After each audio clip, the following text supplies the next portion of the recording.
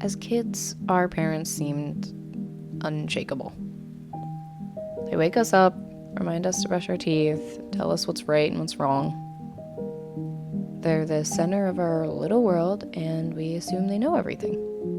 Well, why wouldn't they? They're the adults. But at some point, something shifts. It's usually not dramatic. Maybe they forget something. Maybe they lose their temper.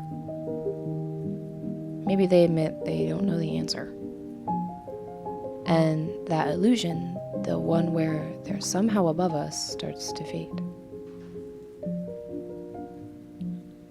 You start to see them not as parents, but as people.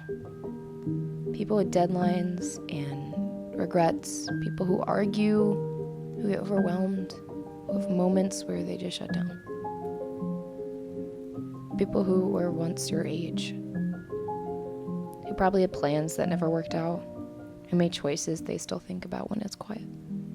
It's strange to realize that while you were growing up, they were still becoming themselves, still figuring things out, still trying to make it all work.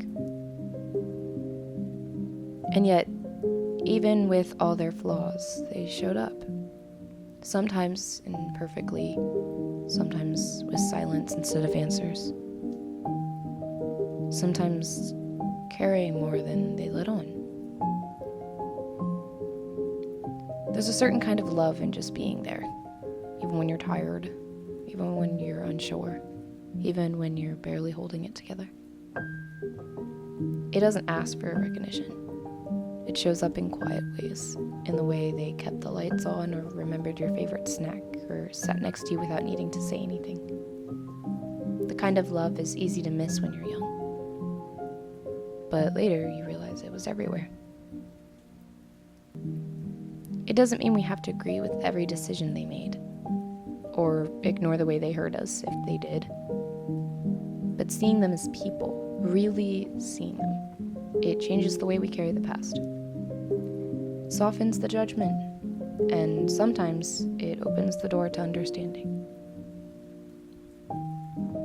They weren't superheroes.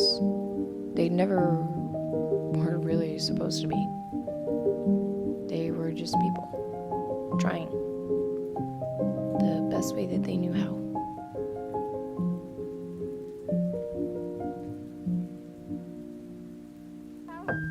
I always try to remind myself that this is my parents' first life too.